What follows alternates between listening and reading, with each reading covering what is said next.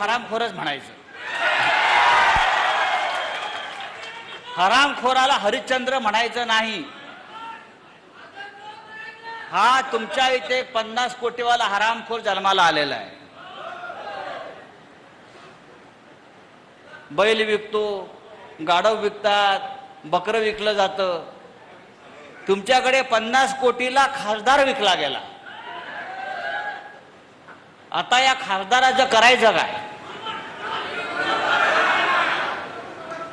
या खासदाराला 2029 साली परत दिल्ली दाखवायची नाही. मी इतकंच सांगायला येतो उभा आहे. हा गद्दार, बेईमान, माननीय शिवसेना पक्षप्रमुख उद्धव ठाकरे यांना 4 तासापूर्वी सांगत होता, साहेब मी कुठेच जात नाही, मी तुमच्या बरोबरच आहे. काही लोकांनी आईबाबाची शपथ घेतली, काही लोकांनी साईबाबाची शपथ घेतली आणि हे सगळ्या शपथा घेऊन 50-50 कोटीला विकले गेले. चिंता नाही. हा निष्ठावंत शिवसैनिक त्याला गाडल्याशिवाय राहणार नाही. आणि कुठल्या पक्षात गेले तर ज्याने आता हिंदुत्वाच्या नावानं, राम मंदिराच्या नावानं लूट सुरू केलेली आहे, प्रभू श्रीरामाच्या मंदिरात ज्याने आता 200, 300, 400 कोटीचं दानपेट्या चोरल्या, रामाच्या मंदिरावर दरोडे घातले, त्यांच्या पक्षामध्ये हे बूट चाटायला गेले. मी शिवसैनिकांना इतकंच सांगेन, शिवसैनिक कोणतंही आव्हान स्वीकारायला तयार असतो. शिवसैनिकाचा जो प्राण आहे तो प्राण म्हणजे निष्ठा आहे. निष्ठा लक्षात ठेवा. आणि निष्ठा कोणाकडे असते?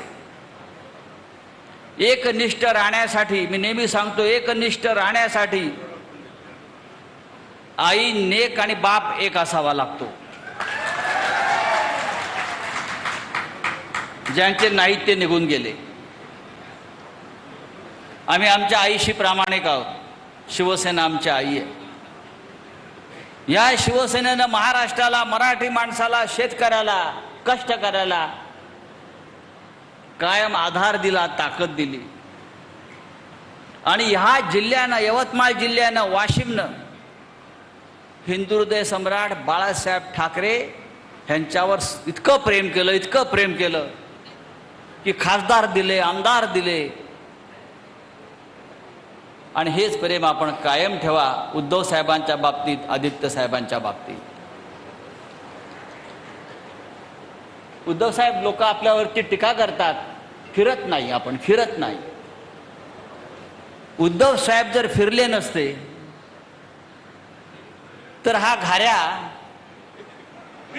खासदार झाला असता का? हा झाला असता का खासदार? कुठेतरी अडगळीत पडला होता, त्याला उद्धव साहेबांनी उचलून आणला, सगळ्यांनी, आमच्या अरविंद सावंतांनी वगैरे, आणि दिल्लीला पाठवला. अरे थोडी तरी लाज बाळगा. पण अशा बेईमान लोकांना घडवण्याची फॅक्टरी कोणती असेल तर ती मिंधे फॅक्टरी आणि मोदी फॅक्टरी. या दोन्ही फॅक्टऱ्या, बेईमान घडवण्याच्या, गद्दार घडवण्याच्या दोन्ही फॅक्टऱ्या आता आपल्याला नष्ट करायच्या, खतम करायच्या. ही कीड आपल्याला नष्ट करायची. या मातीमध्ये पुन्हा एकही गद्दार निर्माण होता कामा नाही, ही शपथ आपण खाल्ली पाहिजे.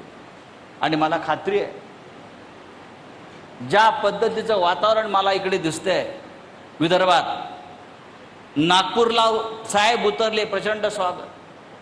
सकाळी तिकडे यवतमाळला प्रचंड मोठा मेळावा आणि स्वागत.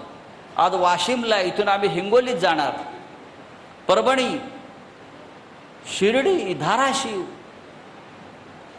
असं एक एक एक एक जिल्हा आणि किल्ला सर करत आम्ही निघालेलो आहोत उद्धव ठाकरे साहेबांच्या नेतृत्वाखाली.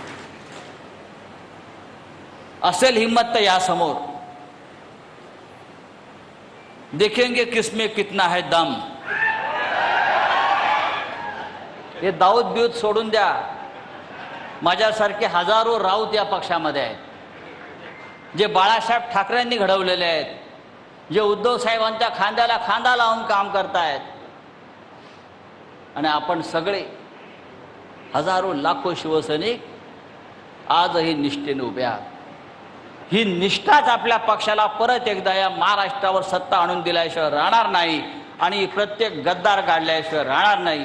इतकंच सांगतो आणि तूर्त थांबतो. आपल्याला उद्धव साहेबांना ऐकायचं आहे. जय हिंद, जय महाराष्ट्र. धन्यवाद रावसाहेब.